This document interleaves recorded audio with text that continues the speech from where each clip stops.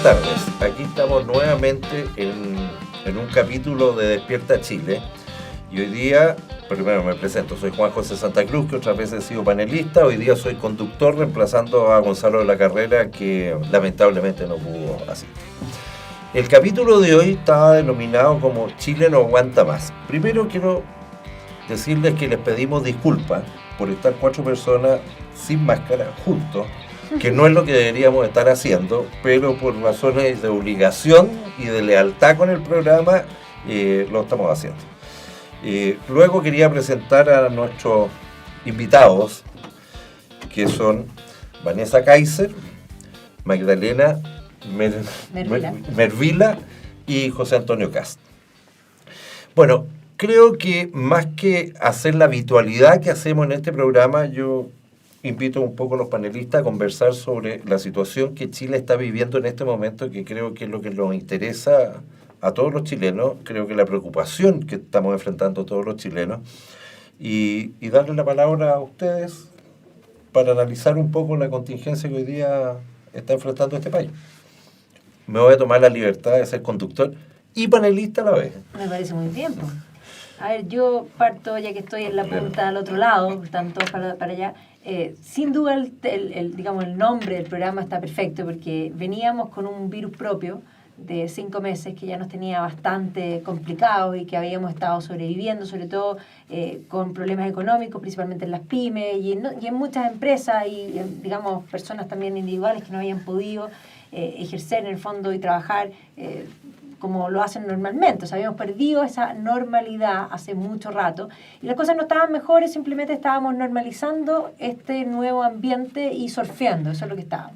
Y habíamos aprendido a surfear más o menos, íbamos más o menos ahí con la ola y de pronto nos viene una ola gigantesca que de alguna manera nos lleva a paralizar todo y es como que estábamos en el piso y ahora nos patearon.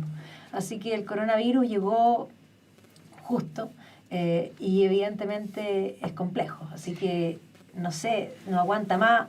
Bueno, como dicen por ahí, es lo que hay y tendremos que saber aguantar, pero va a ser duro. Ahora, no te olvides de que siempre tenemos la posibilidad de dictar una ley que arregle todas las cosas, como la quería dictar Camila Vallejo, una ley para evitar, digamos, que se produzcan despidos, porque uno así simplemente dice, bueno, la empresa podría seguir adelante a pesar de que 250.000 cesantes tiene a su haber su sector, porque eso es lo que provocó todo este primer virus, como bien le llamas tú, 250.000 cesantes, que ella puede decir en su conciencia, bueno, nosotros apoyamos a los violentistas, nosotros no vamos por salidas institucionales, nosotros apoyamos, digamos, las movilizaciones en la calle, las movilizaciones violentas. Y por lo tanto, no solamente eso, sino que uno entonces le pregunta a la Camila, bueno, ¿y por qué no se te ocurre mejor dictar una ley que nos haga todos automáticamente ricos? Yo creo que eso sería muy fácil. Uno ve, yo si tuviese que decir algo de lo que Chile no aguanta más de políticos chantas. Y lo digo así bien poco académicamente. Porque de verdad cuando uno tiene un político que dice, un alcalde, el señor Jadwe, que dice que le dice a la gente que tiene el remedio para curarle al coronavirus. La señora Vallejo le dice a la gente que pone la ley para que se sostenga su trabajo y puedan mantener su sueldo por parte de las empresas, digamos. Y luego uno ve al señor Jackson diciendo, bueno, pero aquí subamos, ¿por qué no subimos el gasto 10 puntos del PIB? Señor Jackson, ¿usted ha escuchado a los economistas que dicen que esta podría ser quizás una crisis homologable a la de 1930? Es decir, que nos salimos de ahí en mucho tiempo. O sea, lo que usted está diciendo hoy día, ¿sabe qué más? Pan para hoy y hambre para mañana, porque así yo salgo reelegido. Lo que Chile no aguanta más es de políticos que no entienden de vocación pública, que engañan a la gente, que ponen soluciones facilistas y que en el fondo al final lo que están haciendo ahora es promover una serie de políticas desde la oposición, me refiero, porque ya conversaremos sobre el paquete de ayuda del gobierno, pero desde la oposición una serie de políticas que lo único que harían sería sembrar la pobreza y ahí es donde ellos tienen el voto después desde el populismo. Si está todo muy bien pensado. ¿Qué opinas? Bueno, yo creo que tienen razón en lo que señalan. Hoy día para mí fue un día que comenzó con una tremenda esperanza y está terminando con una profunda frustración.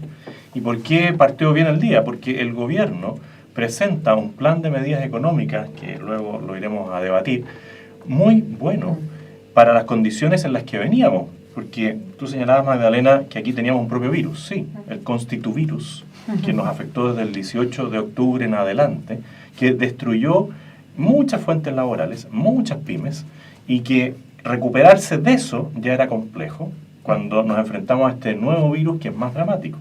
Frente a esa situación, lo que muchos planteábamos es que el gobierno tenía, por un lado, que tomar medidas sanitarias urgentes, como bloqueos de zona, como comprar temas para los hospitales, y por otro lado, medidas económicas. Y se fueron tomando paso a paso esas medidas. Y hoy día en la mañana, claro, se da una batería que incluye el 2% constitucional y muchas otras alternativas económicas muy importantes, pero en la tarde vemos que se reúnen los políticos de siempre, aquellos que tú mencionas y otros más, y se coluden para seguir hablando de lo que ya nos tenía problemados. Y deciden instalar una nueva fecha para el plebiscito, correr las elecciones municipales a abril del próximo año, junto con los gobernadores, los concejales, y si ganara el apruebo, nos van a llevar a una votación de constituyentes que nos va a tener con dos congresos en paralelo, el constituyente y el de los propios parlamentarios que tienen que ser reelegidos en noviembre del próximo año.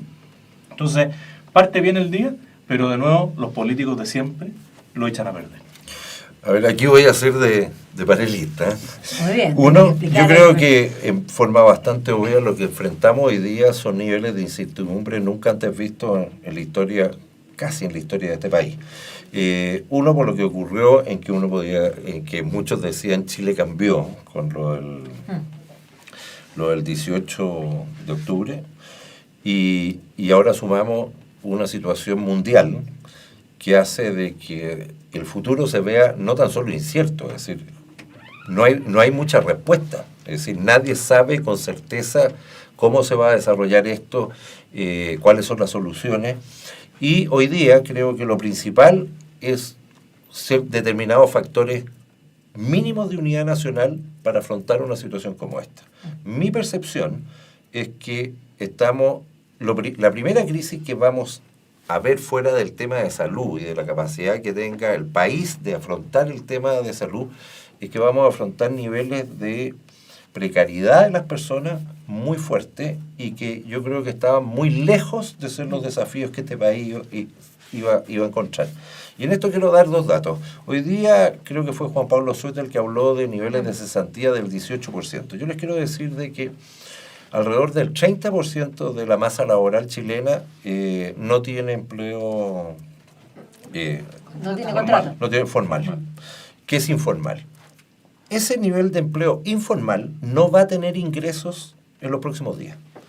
Y todas esas personas en general viven al mes, viven con el ingreso que le genera el mes, con ese subsisten, ¿no? Con ese viven. Y se va a acabar ese ingreso. Con lo cual vamos a tener una cantidad de personas muy importante en este país que no va a tener con qué vivir.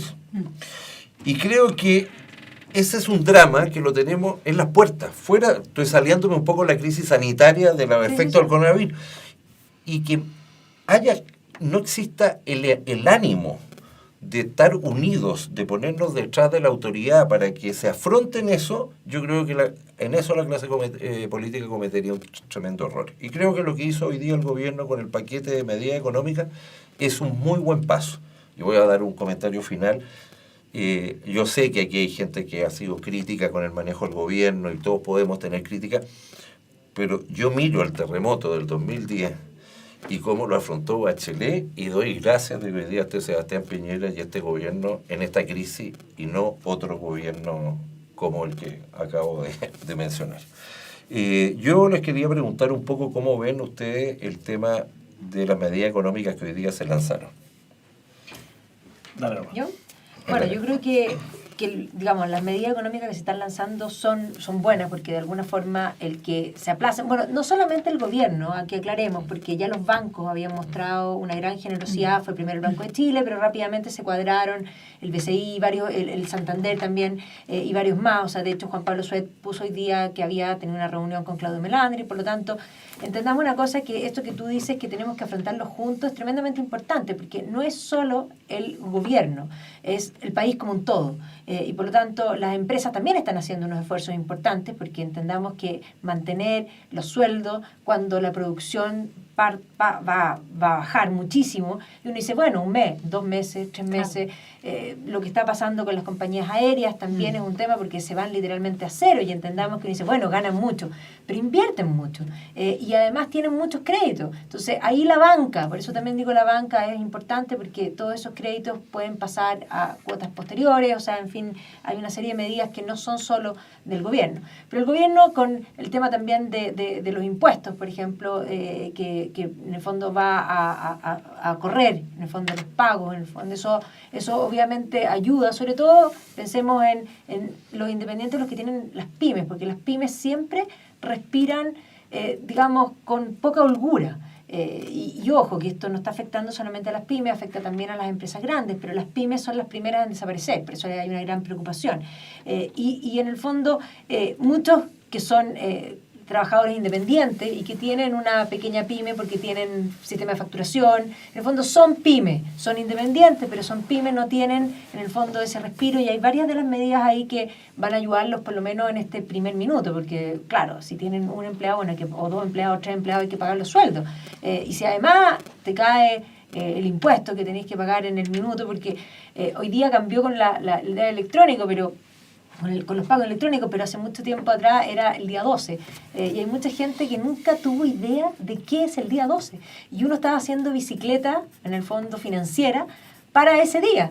Y que efectivamente muchas veces uno en caja no tiene la plata para pagar los impuestos, que si tú no los pagas ese día, te caen las peras del infierno.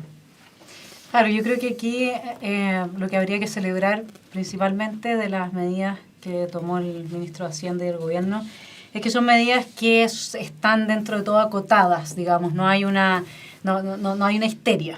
Está tratando de llevarse el asunto de modo inteligente, que el Estado pague al día sus facturas, digamos, y que se suspenda el impuesto a timbre y estampilla, y que se den todas las facilidades de crédito a las pymes, todas esas cosas. El bono, incluso el bono, uno podría decir que al lugar, porque es un bono en una situación de crisis. Lo que no es lo mismo cuando usted entrega un bono en una situación de holgura, porque cuando las personas en una situación de holgura viven un nivel de vida X y usted le da un bono, entonces pasan a vivir un nivel de vida que es falso, que no es respecto de sus posibilidades.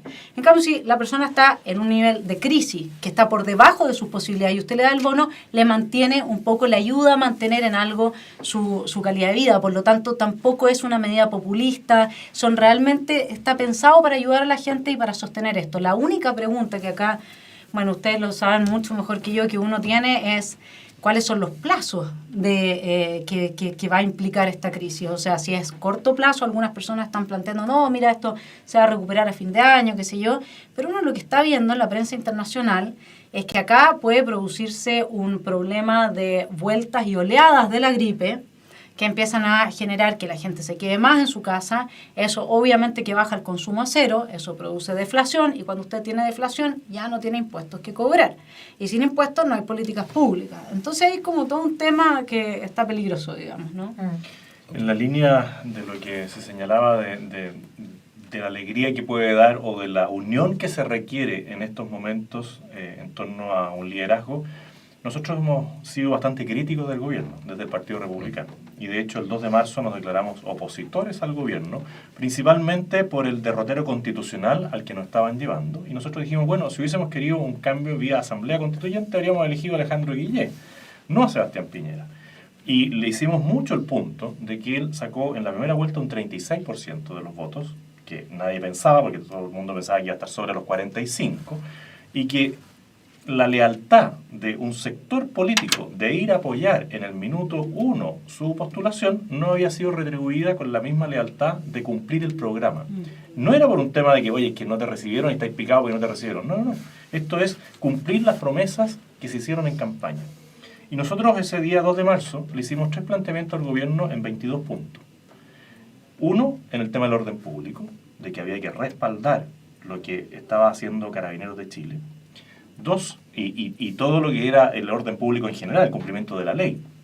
2, en la línea económica, donde le hicimos planteamientos que muchos de ellos están recogidos ahora en la batería de propuestas que hace el gobierno, como anticipar la devolución de los impuestos a abril, ¿no es cierto? Ahora lo hacen en mayo. Bueno, todo eso en la ley de timbre estampilla estaba en esa propuesta, pero lo que echamos de menos hoy día es el tercer punto, que era el orden institucional.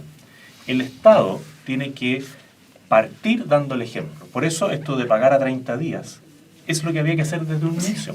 Porque se dictó una ley con pompa y circunstancias y dijo, ahora vamos a pagar a 30 días en 2 años más.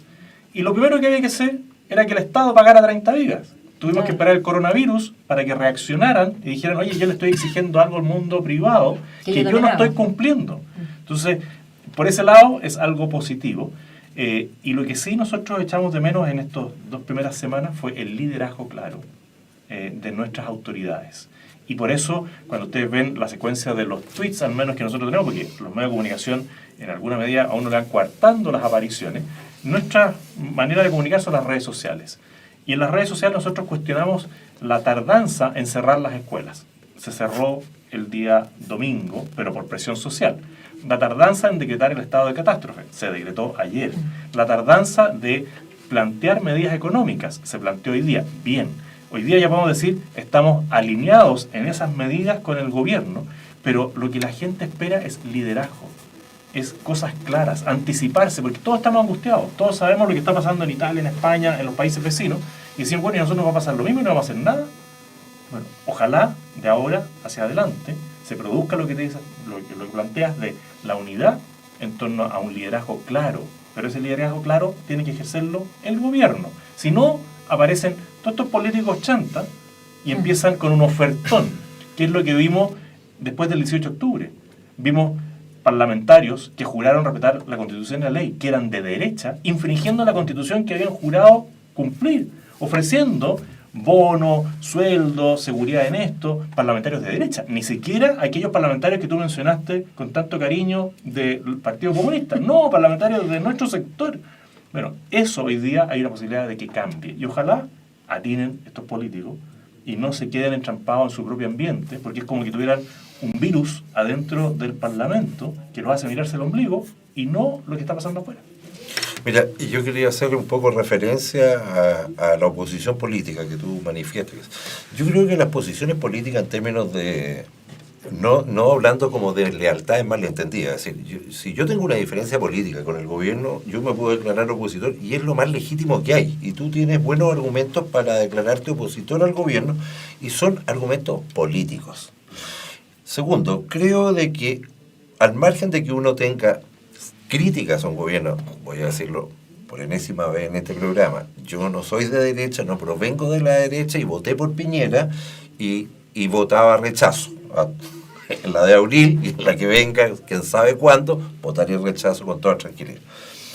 Y encuentro que las críticas que se le hacen al gobierno son muy legítimas. Yo tengo diferencias con el gobierno y mantengo grados de lealtad con el gobierno por convicción personal. Pero es muy distinto tener críticas políticas y tener diferencias políticas y declararse opositor al gobierno que frente a crisis determinadas sacar ventajas políticas sobre eso. Y lo mismo sobre usar mucho adjetivo para descalificar políticamente, cosa que en general el político lo considera un error. Pero me quiero quedar con un punto, y en esto uno ve, o ha visto en estos escasos días, a mi entender, yo vuelvo a decir, creo que hay un liderazgo, que podremos tener matices de aprobación de parte del presidente de la República, de parte del ministro de Salud, y creo que se está abordando bien, y espero que la ciudadanía le esté dando algún grado de tranquilidad en este periodo de incertidumbre nunca visto, pero me voy a referir a lo siguiente. Cuando uno piensa que estamos en este nivel de incertidumbre y de fragilidad, y veo cómo aparece gente como la Camila Vallejo diciendo de que los empresarios se quieren colgar de esta crisis para pedirle o preventa al gobierno para no pagar los sueldos, lo que hoy día estamos enfrentando es un sinnúmero de empresas que se van a encontrar sin caja, vale decir, sin plata. Esto no es un tema de buena o mala voluntad. Yo no conozco empresas que les esté yendo bien, chicas, medianas, grandes, que quieran deshacerse de sus colaboradores o empleados. No las conozco, yo soy empresario y uno valora a la gente que trabaja en la empresa. No anda buscando deshacerse de la gente. Eso no es cierto. Ahora, muchas de esas van a enfrentar que no van a tener con qué pagar los sueldos, porque no van a tener ingresos. Y eso es un drama, no es un aprovechamiento. Y creo que lo que hace Camila Vallejo, lo que hace Jackson refiriéndose a otra reforma tributaria, yo creo que no tan solo de una pequeñez, o es de falta de conocimiento de cómo funciona un sistema económico, cómo funciona una economía de cualquier tipo, o realmente es tratar de sacar una ventaja sobre una tragedia que estamos enfrentando. Bueno, ahí también en las mezquindades que aparecieron, rápidamente llamaron a la idea del teletrabajo y varios dijeron, bueno, están tratando de aprovecharse de esto para pasar una ley. Y la verdad es que el teletrabajo es la única realidad que tenemos hoy día. Y es más, nos pone un desafío de futuro importante, porque, a ver, la verdad es que hay muchas cosas que sí se pueden hacer por teletrabajo y era algo necesario y a lo mejor va a ser una oportunidad para poder legislar al respecto. Pero también hay que pensar, por ejemplo, hoy día aparecieron diciendo que es muy probable, creo que lo dijo Manonich, que los colegios en el fondo pierdan el año. Porque efectivamente este teletrabajo también se tiene que transportar a la enseñanza a distancia y Chile no estaba preparado. Los colegios no están preparados, no hay contenido y efectivamente va a haber que ser creativo y aquí no solamente los que son parte de los colegios, sino que todos los que estamos en educación, de ver cómo hacemos para que la mayor cantidad de niños de nuestro país no pierdan el año. Y efectivamente además dotar a nuestro país de una plataforma que permita cambiar la educación, porque hay oportunidades. O sea, hay cosas terribles, que estoy de acuerdo, la economía es hay una estocada cuasi mortal para las empresas, para las personas, y por eso mismo en tiempos de crisis, como decía Einstein, que no lo estoy citando como un humanista, pero en este caso sí, porque es un científico y un humanista, pero él decía, en tiempos de crisis, la imaginación es más importante que el conocimiento. Y entendamos que imaginación y conocimiento van de la mano, porque nadie imagina lo que no conoce. O sea, mientras más conocimiento hay, más imaginación hay. Entonces, este es el minuto en que tenemos que ser creativos, y cuando decimos hay que unirse, es por eso que hay que unirse, porque efectivamente la creatividad de a uno, en el fondo, ve algo, pero cuando aparece el segundo y dice, bueno, y aquí uno empieza a hacer puentes. La creatividad es cuando uno junta cosas y hace puentes, comienza a ver cosas nuevas. Así que, si me preguntan a mí, ahí estamos tratando de trabajar, por lo menos en tratar de proveer contenido, y esperamos prontamente tener, pero así como esa solución para los colegios, creo que hay muchas soluciones que hay que hacer para las otras cosas. O sea, ¿cómo afrontamos la ola? Sí, yo creo que nos falta mucho entender, ya veníamos de antes, incluso de octubre, con muchos desafíos. Como por ejemplo, ¿qué vamos a hacer ahora con el proceso en el que empiezan a entrar las máquinas y salen los seres humanos? ¿Qué vamos a hacer con, nuestros desafíos de darle mayor valor agregado, que lo venimos hablando hace tanto tiempo, a las materias primas chilenas, para tener un mercado más profundo, etcétera? Tenemos tantos desafíos que se nos repiten, digamos. Y hoy día es realmente lamentable, un poco siguiendo la línea de lo que han dicho ustedes dos, pero sobre todo Juan José, esto de ver cómo cada uno lleva agua para su molino. Es de una mezquindad, porque al final yo entiendo que en épocas normales uno pueda decir, ya los de la zona oriente, hay que enclaustrarlos, porque ellos son los que tienen más gente y esos, porque enclaustrarlos de verdad, porque si no se van a la playa ¿Por qué mezclarlo eso con un discurso de odio? ¿En qué otra parte del mundo donde la gente se está muriendo, donde está esta tremenda epidemia, todavía los políticos se dan el lujo? Este señor Atria, miren lo que dijo este señor Atria, dijo, la pandemia mostrará lo que significa un Estado neoliberal, que no tiene cómo proteger los intereses comunes cuando esos intereses están en riesgo. Lo que mostrará no es algo nuevo, lo hemos visto ocurrir en pensiones, en medio ambiente y tantas otras áreas, pero lo hará innegable y ya veremos las consecuencias para el debate constituyente. ¿Qué tal? O sea, ¿España es neoliberal?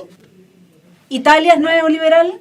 Miren, les voy a contar una cosa. El gasto público de España es de 41% del PIB y resulta que tiene a la fecha prácticamente 500 muertos. El gasto público de Hong Kong, que es primero en la línea de los países con libertad económica, donde España tiene el lugar 57, es de 19,5% y Hong Kong tiene 4 muertos. Taiwán tiene 1 muerto y su gasto público es de 17,3% del PIB. Y así podemos seguir. Los países que mejor lo han hecho, señor Atria, no son sus países socialistas porque no han funcionado. Los países que mejor lo han hecho son los primeros en libertad económica. Los que mejor lo hacen en paridad también son los primeros en libertad económica. La buena economía es lo que sostiene todas las otras relaciones sociales. Donde la gente está muerta de hambre, lo único que uno tiene es Maduro, por ponerlo en una caricatura, ¿no? Increíble. Sí. Perdón, te quería hacer una pregunta. Perdón. Mira, a todas luces resulta lógico de que el plebiscito del 26 de abril no se realizara, estando en estas circunstancias, uno dice, no se realizara. Luego, yo creo que nadie tiene una bolita de cristal como para saber cuánto tiempo va a ser esto y cuáles son los efectos, etc. Con lo que a uno le parece razonable, que era suspender el plebiscito. Y hoy día se llega a un acuerdo y ese plebiscito se prorroga, ¿ya? Y se prorrogan todas las elecciones. Entendiendo yo personalmente en que digo, los niveles de incertidumbre podrían hacer variar cualquier resolución. ¿Te parece correcto que se haya optado por la fórmula que se optó? Me parece totalmente incorrecto, pero no me extraña, porque detrás de eso hay personas como el señor Atria, que pontifican pero no practican, porque él depende en su ingreso del aparato público, porque es profesor en una universidad pública, él no va a tener ningún problema, le van a seguir pagando, haya virus, no haya virus, todos los días 18 de cada mes, a él le van a pagar como a todas las personas que se dedican a la parte pública. Y lo más probable es que en su familia haya alguien más que esté en la parte pública, y él no vive en un lugar recóndito, vive también en el lugar donde tú decís que quieren exclaustrar a las personas, tiene a sus hijos en los mejores colegios de Chile, en los más caros. Entonces él predica desde una posición que está fuera de la realidad, porque a él no le va a tocar la crisis económica, porque con los impuestos que se recauden, primero le van a pagar al señor Jackson, a la diputada Vallejo, al profesor Atria, a todos ellos les van a pagar. Entonces es re fácil predicar desde ahí. Y en esa línea encuentro absolutamente incorrecto que se haya postergado el plebiscito, siendo que con esos 25.000 millones que ya estaban dedicados al tema del plebiscito actual, tú tenías ahí unos ejemplos de todo lo que se puede hacer con los 25.000 millones de pesos que podríamos haber inyectado a educación, a salud, al tema de pymes. Bueno, eso tiene una consecuencia. Cuando tú desplazas todas las elecciones, ya no van a ser 25.000 millones de pesos. Vas a tener que generar más miles de millones de pesos para elecciones que al final del día, ¿en qué van a terminar? Un plebiscito el 25 de octubre para elegir, si es que gana el apruebo, constituyentes el 11 de abril. Porque primero habían dicho el 4 y no calcularon ni siquiera que era Semana Santa. Entonces después dijeron, oye, es Semana Santa. Entonces cambiémoslo para el 11. O sea, improvisación tras improvisación. El 11 de abril, si es que ganara el apruebo, vamos a elegir a 180 constituyentes, 173 constituyentes. Y 7 meses después vamos a elegir un parlamento íntegramente nuevo en la Cámara de Diputados, de diputados y senadores. Vamos a tener 2 parlamentos en paralelo. ¿Quién va a financiar eso? Vamos a estar en una crisis que se va a prolongar, porque me tocó estar en el colegio médico cuando hicieron una muy buena exposición el día martes, si no me equivoco, el día lunes. Se hizo una muy buena presentación de expertos en pandemias. Y ellos decían que estábamos en la tercera semana de 8, que es la primera oleada. Pero que a las 8 semanas no se puede determinar que se terminó el virus, porque puede volver a partir de nuevo. Ellos estimaban al menos un plazo prudencial de 8 meses en que iba a haber una incertidumbre total a nivel mundial, mientras no exista una vacuna, que no es el remedio que anda ofreciendo el alcalde Jadwe, como una panacea, porque déjeme decirle, si no los chinos habrían comprado Cuba entero y se habrían llevado todos los remedios a China y habríamos evitado la pandemia en China. Cuba estaría rico, por y fin. Cuba sería un país tendría... riquísimo. Bueno, no lo es. Pero Claro. lo más increíble es que los mismos políticos que dicen amar a Chile, que se la van a jugar por todo, son capaces de dilapidar 25.000 millones de pesos para darse el gusto de generar un segundo parlamento que tiene que hacer la pega que ellos no están haciendo. Si la Constitución dice, ¿se puede modificar? Sí. ¿Quiénes la tienen que modificar? Los parlamentarios. Si hay tanta urgencia en algunos temas, es raro que no se pongan de acuerdo en los quórum necesarios para modificar las normas que nos darían ese paraíso terrenal, que lamentablemente los de izquierda nunca nos han mostrado dónde está el paraíso terrenal, porque la gente de Venezuela no se fue a Cuba, se vino a Chile. La gente de Haití no cruzó a Cuba, que estaban al lado, se vienen a Haití. ¿Por qué? Porque aquí hay libertad. Y esa es la migración sur-sur, que antes era sur-norte. Bueno, esa es la gran mentira que los políticos siguen planteando y que muchas personas en la ignorancia, en la necesidad, en la angustia, vuelven a comprar. Y es labor nuestra también ir desmintiendo esa gran mentira. Mira, te hacía esta pregunta porque primero yo encontraba que la solución no es fácil, porque era evidente de que tenía que suspenderse el plebiscito. Segundo, una vez suspendido el plebiscito, yo creo que para gran parte de las fuerzas políticas, sobre todo oposición, era impresentable decir que esto se prorrogaba sin fecha. Claro. Estoy tratando de ser como práctico desde el punto de vista de los actores políticos. Y yo creo de que los niveles de incertidumbre hoy día probablemente demuestren de que no hay fecha, de que lo que estamos haciendo es tratar de dar una solución que aparezca como solución de que esto no desaparece, esta es mi lectura, y dan una fecha y veremos. Y en el fondo yo creo que todo esto va a ser y veremos. Considerando claramente ¿ya? A la chilena, como diciendo, bueno, si en el camino arreglamos la carga. Claro, si esto en agosto está mal, ahí veremos qué podemos hacer. Y creo que está así nomás, con lo cual personalmente tampoco me compro los plazos que hoy día nos dieron como plazos definitivos, porque nadie nos garantiza que los niveles de incertidumbre van a bajar en los próximos 3, 4, 5 o 6 meses. Y veremos.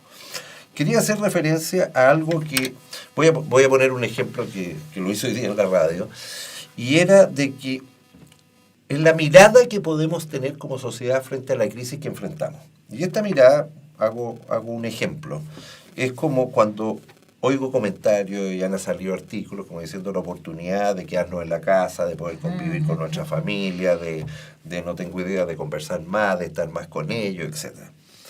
Y la preocupación que a mí me salta es que si esa no es una mirada de élite.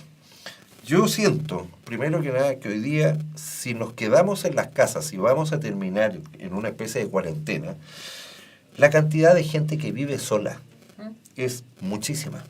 Cantidad de gente que no la va a ver nadie, ni su familia, ni sus hijos, ni sus parientes, porque vamos a estar precisamente cuidándonos de esta pandemia. Luego tienes una cantidad de gente que se va a ver separada por distintos motivos, de sus hijos, de sus novios, de pololos, de lo que ustedes quieran, y se va a ver impedida de verse con la gente con que tiene relaciones afectivas y importantes.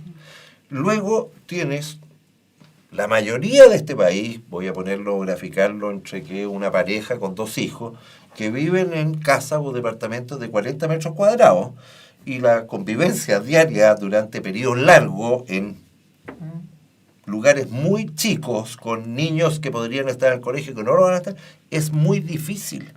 Es muy difícil. Y eso es lo que va a enfrentar la mayoría de la población chilena. Entonces uno dice, ojo, tratemos de tener una mirada un poquito más empática, más cercana, más solidaria. Quería un poco conversar de la realidad concreta que tenemos a puertas en este país. Bueno, la empatía es un tema importante porque se ha hablado tanto de empatía en los últimos meses y la verdad es que es una empatía bien particular porque en realidad nadie es empático, o más bien era con los que piensan como yo, esa división de los míos y los otros. ¿Ya? Y hoy día no, pues hoy día tenemos que, vuelvo al punto, a unirnos y esa empatía implica que, claro, desde quédese en su casa, porque si usted no se queda en su casa y independiente de la situación, aunque sean 40 metros cuadrados o menos, si usted no se queda, no usted, porque a lo mejor usted es una pareja joven que tienen 2 niños, no son población de riesgo, pero efectivamente el vecino o tiene, digamos, un adulto mayor que efectivamente sí está en riesgo. Entonces hoy día vamos a ver si efectivamente esa empatía que tanto han predicado es real o simplemente no es así. Ahora, por otra parte, una de las cosas que aparecieron así como tema, yo siempre vuelvo a la cultura y a la educación porque creo que es fundamental, es esta preocupación de, claro, hoy día tenemos a los niños en las casas. Y efectivamente, otra vez la mirada de élite. Tienen Netflix, tienen Amazon Prime, tienen PlayStation y tienen en el fondo un montón de cosas y cables y qué sé yo. Pero la televisión abierta no está haciendo la pega. No está haciendo la pega porque en la mañana tenemos los matinales 24/8, una cuestión impresionante, y tenemos a los niños en la casa. tenemos a los colegios que no tienen plataforma y dónde están los canales de televisión haciendo una programación que por último ayude a esta contingencia país. Y cuando aparece el ministro diciendo no va a ser extraño que pierdan el año, bueno, que no pierdan el año.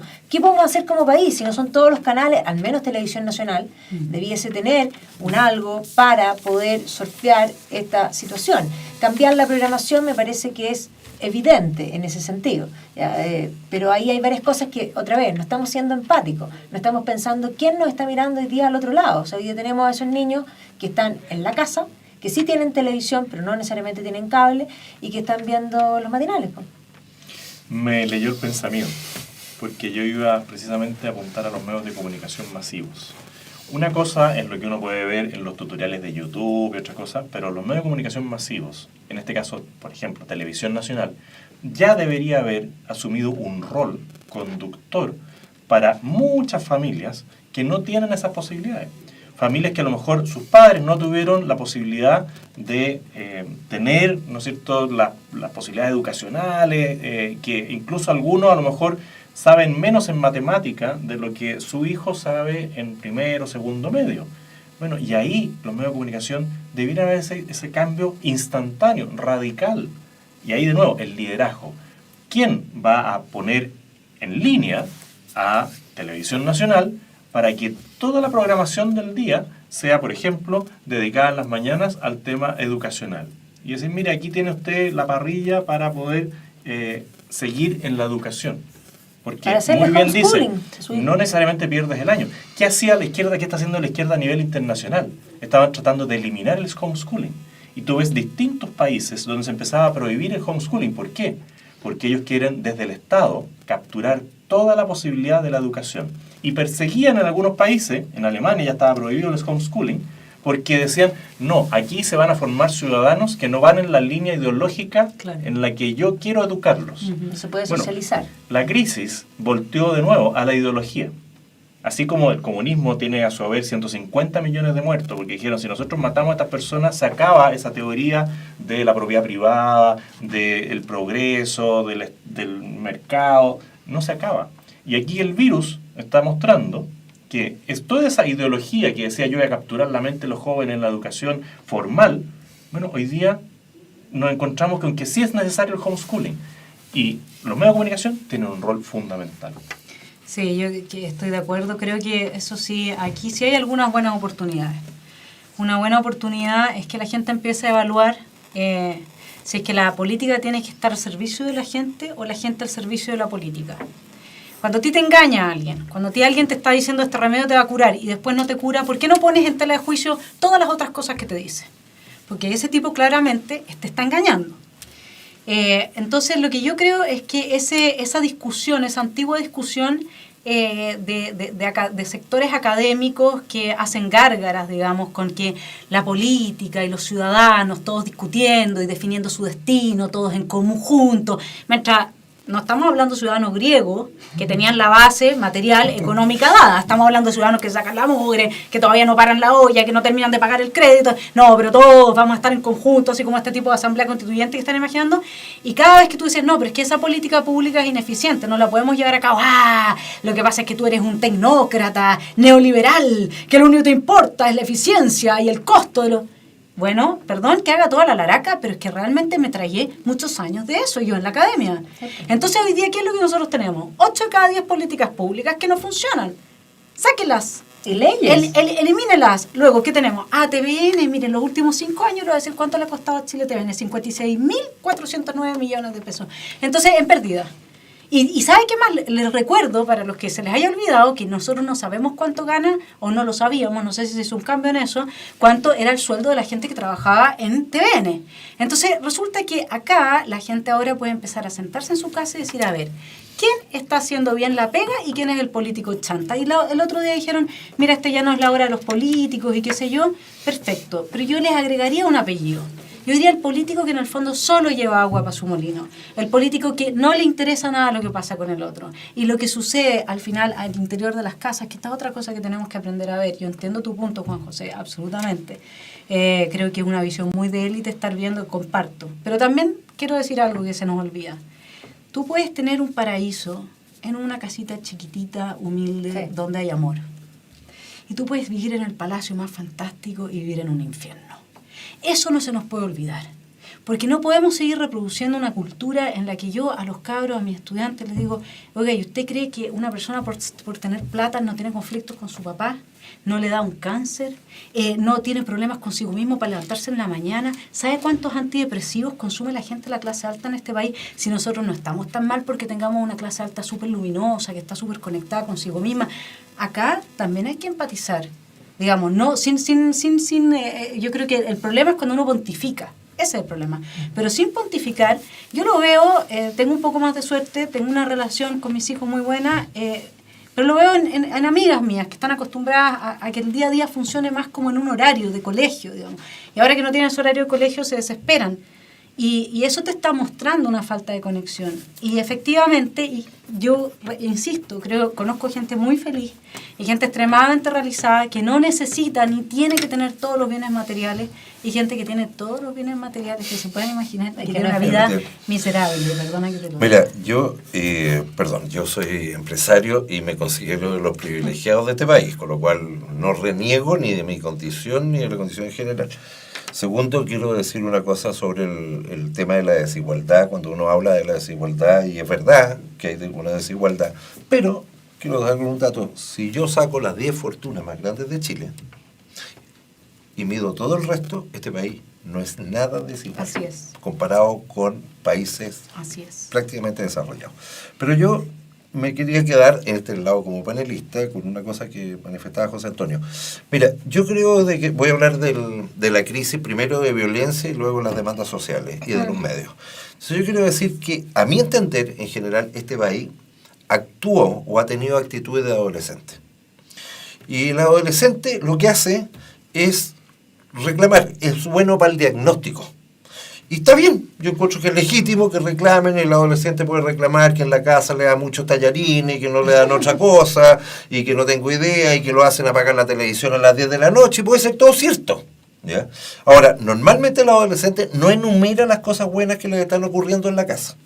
Ahora, cuando una sociedad hace eso, yo esperaría que los medios que asumieron, a mi entender, como la vocería de esta masa que estaba alegando adolescente, se hubiese dado cuenta que la respuesta era más compleja que solo dar diagnóstico. Que para dar diagnóstico no necesita, voy a decirlo efectivamente, ni medio dedo de frente.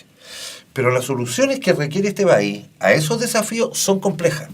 Y lo único que, a mi entender, hicieron los medios, los matinales, fue sumarse al diagnóstico. Y insistir en el diagnóstico de que hay la pensión de la señora no sé cuánto es mala, si ya sabemos que es mala.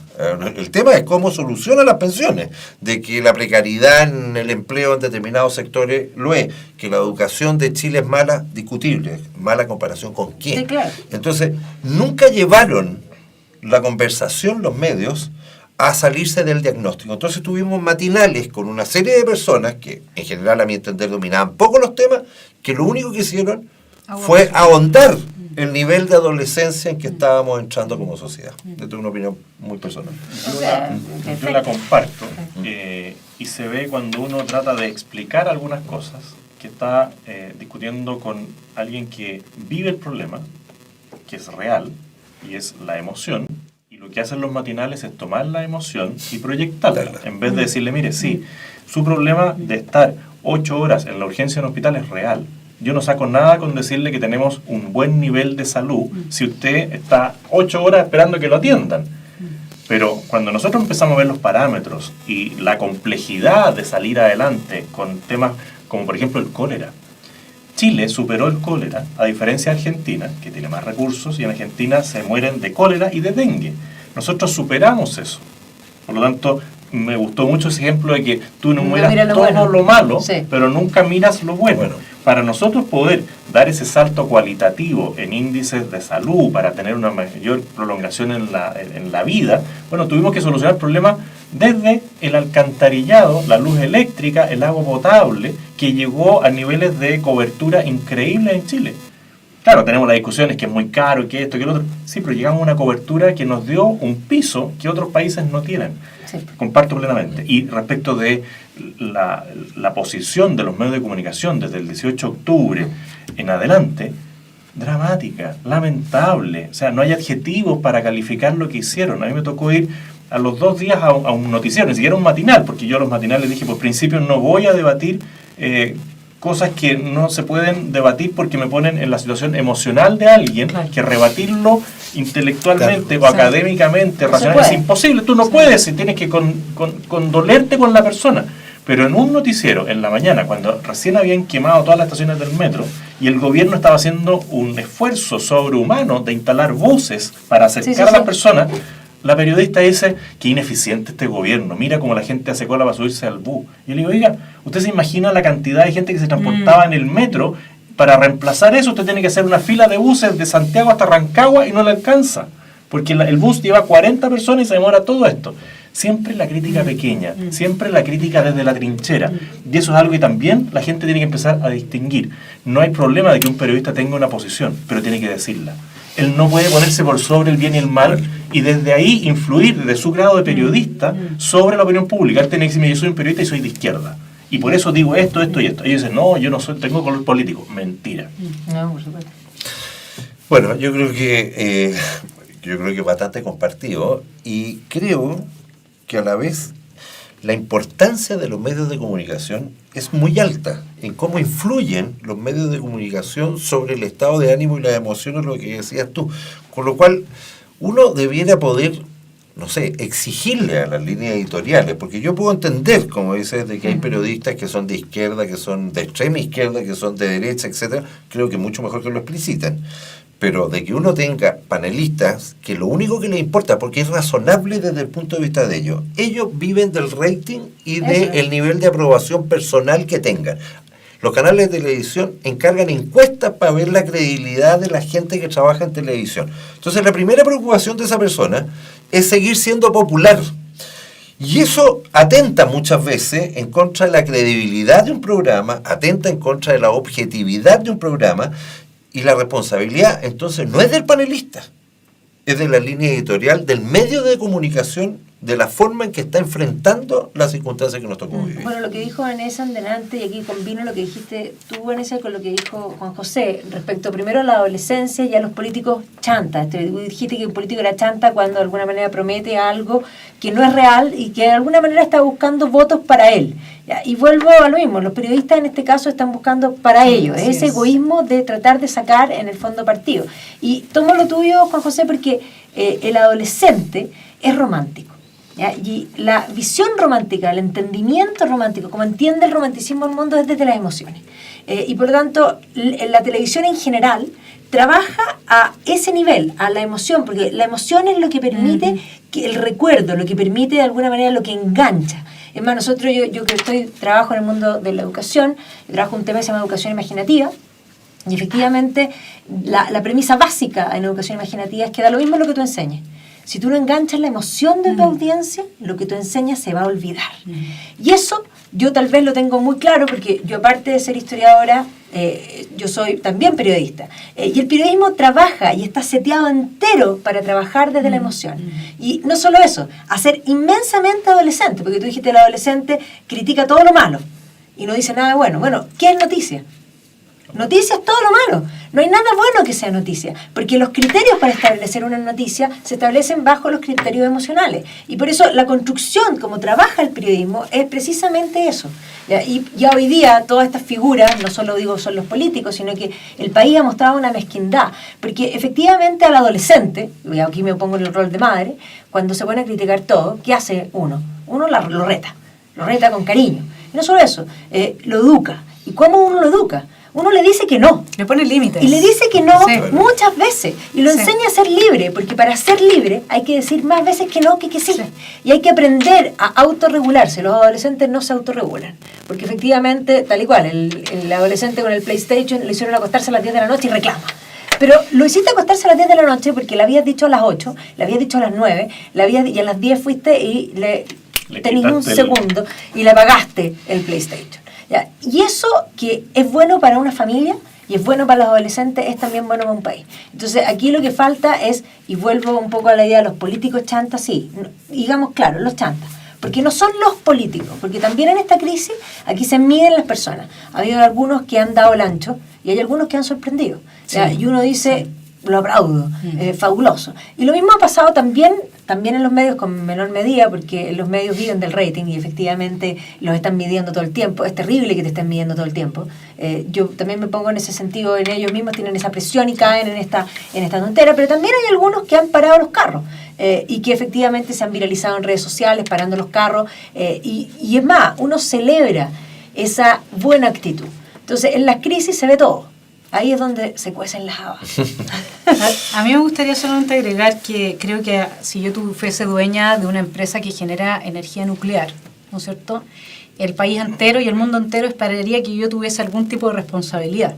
No es lo mismo ser dueña de una empresa que genera energía nuclear y que puede afectar a todos, que ser dueña de una empresa de gomitas de gelatina, ¿no es cierto? Son cosas diferentes. Entonces, ser dueño de un canal de televisión o de un medio de prensa también implica una responsabilidad para los dueños. Porque yo también soy periodista. Y yo también trabajé en medios. Y yo sé lo que es tener una política editorial encima. Y yo sé lo que es que te borren la mitad de un artículo. Entonces, está bien, sé que hay periodistas que sacan mucho para su lado y que son lo que podríamos decir, lo que tú homologabas a los políticos chantas, que no son todos, son esos que, digamos, están todo el rato trayendo agua para su molino. Pero también hay políticas editoriales que saben que tienen efectividad, justamente porque apelan a una emotividad, pero siempre negativa, además. Siempre de la crítica, mi papá lo resolvía muy bien. Esto decía, quiero, dame, déjame y no se te olvide. Las 4 reglas de las mujeres y los adolescentes, decían. Pero bueno, son otras épocas, no se me sientan. Yo te voy a interrumpir. Yo tengo un dicho peor con mis hijas. Me llaman por teléfono y les contesto, aprieta el 1 si es efectivo. Eso, si es tarjeta de crédito, y me cortan. No, nosotros era más la pataleta. Entonces, ¿sabes qué? Yo creo que ahí yo llamo a los dueños de los medios de comunicación para que asuman que a veces ellos hacen gran filantropía y uno los ve y dice, wow, qué increíble, qué bueno que hayan este tipo de personajes. De hecho, el espíritu norteamericano está muy fundado en la filantropía de la gente a la que le va bien y que le devuelve entonces a la sociedad parte de lo que pudo ganar gracias a que la sociedad estaba configurada de esa manera. Entonces, ¿por qué no pensar hoy día que estamos en una situación tan compleja que ellos también digan, ¿sabes qué? No voy a ganar plata con mi canal por un rato y hagamos algo que realmente le ayude a la gente, que le muestre las distintas perspectivas, que traiga la realidad, quitémosle la presión a los buenos periodistas, démosle palco a ellos, saquemos a la gente que todo el rato lleva agua para su molino y ¿sabes qué? Voy a hacer algo por el país en el que me ha ido tan bien. ¿Por qué no? Y un ejemplo muy concreto, Andrónico Luxi. Yo aplaudo cada vez que va a la Teletón y hace un gran aporte. La izquierda reclama porque no le gusta la Teletón, porque no logra comprender que la sociedad civil se puede organizar y hacer las cosas mejor que el Estado. Sí. Ellos que quieren la mascada de la Teletón, entonces lo quieren tirar para acá y pegarle una mascada. Yo aplaudo a Andrónico Luxi cuando hace un aporte. Lo aplaudo cuando dice, ¿saben qué más? Yo ahora entendí que el ingreso mínimo en las empresas en las cuales yo tengo participación va a ser tal, y sube la vara. Lo aplaudo cuando el Banco de Chile dice las cuotas ahora en los meses complicados van a quedar para el final. Pero no aplaudo cuando sigue instalando la farándula política en los matinales, cuando tiene programas donde denostan a otras personas y dicen, no, es que el canal no lo veo yo. Pues el canal lo ve él. Cuando Jerko Puchento denosta, por ejemplo, a Cecilia Pérez como ministra, cuando denosta a no sé quién, cuando denosta a este otro, bueno, no, es que ahí el canal no es mío. Todo lo bueno que él hace por la patria, porque realmente hace muchas cosas buenas, se pierde con un canal como este, donde él perfectamente podría hacer la misma filantropía que hacen en Estados Unidos y en otros países personas que tienen muchos recursos.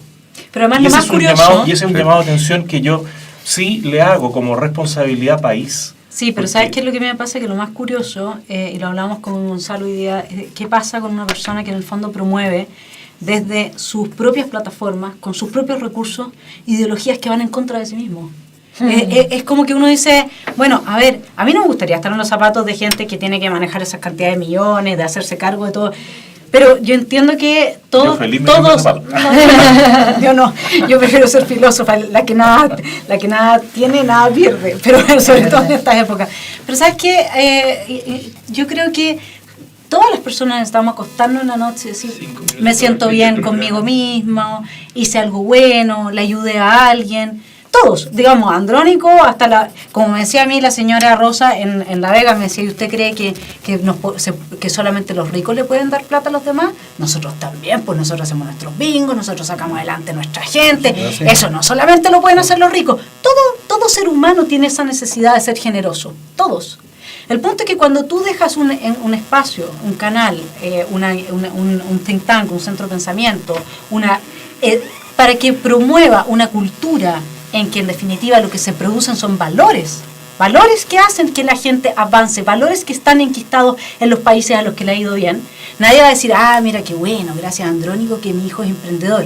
No, pues es más fácil decir gracias a Andrónico que mi hijo lo pudo caminar hoy día, lo cual es un gran aporte y estoy absolutamente de acuerdo, pero esto es más difícil de verlo. Sin embargo, quizás si oye este programa, él se dé cuenta de qué tan importante podría llegar a ser que lo abra como plataforma, esfera pública, donde entren real y genuinamente las distintas perspectivas a aportarle a la gente. Mira, yo voy a hacer un llamado, y hago un llamado de atención en otro sentido. Yo tengo participación en un medio, ¿ya? Conjuntamente con otra gente y que tenemos posiciones políticas, no voy a decir distintas, pero lo que buscamos al tener el medio, que quiero aclarar que es cualquier cosa menos ganar plata, ¿ya? Sí. Es por un sentido de lo público. Y nuestro interés es tener un medio masivo y que aborde bien las noticias. Ocurren errores, y probablemente nosotros, los que tenemos algún nivel de acciones, no estamos al tanto de cada una de las noticias. Claro. Pero sí tenemos claridad de la línea editorial que queremos que tenga el medio, y del estilo que tenga el medio, y de un estilo, entre comillas, masivo, porque tampoco nos interesa tener un medio en que de nicho, de elite. No, nos interesa un medio masivo que sea interesante, que ojalá la gente joven, etcétera, y puede que se cometan errores. Pero yo el principal llamado que hago es que aquí existe, entre comillas, una elite que tiene escaso interés por lo público. Y yo lo voy a demostrar de la siguiente manera. Uno se topa con una elite que habitualmente uno se lo puede tomar y te dice, está un desastre este país con lo que pasó, pero no hace nada por colaborar con el tema público. Entonces, yo parto, al margen del canal, por decirle o convidar a la gente que tiene condiciones, primero, si estamos en un periodo crítico, interésense por lo público, participen en lo público, sentarse siempre en la tribuna a opinar. Es cómodo, pero los países salen adelante cuando tienen élites jugadas para sacar adelante ese país. Y no lo digo desde una mirada despectiva sobre el resto de la población. La responsabilidad que tiene la élite de cualquier tipo, intelectual, económico, sobre el devenir del país es muchísimo mayor que la que tiene el resto de la población. Tomando eso mismo, aquí lo que se produce es esa dualidad que al menos a mí me cuesta entender, porque veo a alguien que está juzgado por buenas políticas públicas en el tema de la discapacidad, en el tema del fomento de la cultura. Yo no he visto a nadie que haya regalado más libros que Andrónico Luksi. Y el veterano de Tres Guerras, y en la música también la mestiza, todo muy bien en el tema laboral, haciendo innovaciones, en el tema crediticio, haciendo innovaciones. Entonces, falta ese pequeño salto para que un medio masivo, claro, pueden ser muchos recursos, a lo mejor me dicen, no, mira, es que yo no estoy dispuesto a perder tanto, pero claramente con pequeñas modificaciones, abriendo lo que dices tú, mostrar todas las visiones, porque no están siempre todas las visiones. Siempre hay un sesgo para una visión que a lo mejor le lleva rating. Y ese es el pequeño, la pequeña corrección fraterna que uno podría hacer desde este canal, que esperamos que sea también un canal masivo público en el tiempo, y que lo construyamos entre todos y que esté el espacio para debatir. A mí me encantaría verte en todos los matinales debatiendo con esa fuerza. Me encantaría verte en las discusiones de los programas de noche diciendo, mira, la educación imaginativa. Yo les puedo decir el ejemplo que yo veo en mi casa cuando les cortan la televisión o les cortamos la televisión a los niños, cómo despierta la creatividad. Y me hace todo el sentido de lo que decía de Einstein. La creatividad del ser humano tiene límite, pero los medios te absorben a veces. Y lo que tú disfrutabas leyendo un libro, poniéndote en el escenario y te daba susto leer la página siguiente, los medios, la comunicación, de la televisión, te lo da todo digerido. Entonces, esa creatividad debería volver a los medios de comunicación. De acuerdo.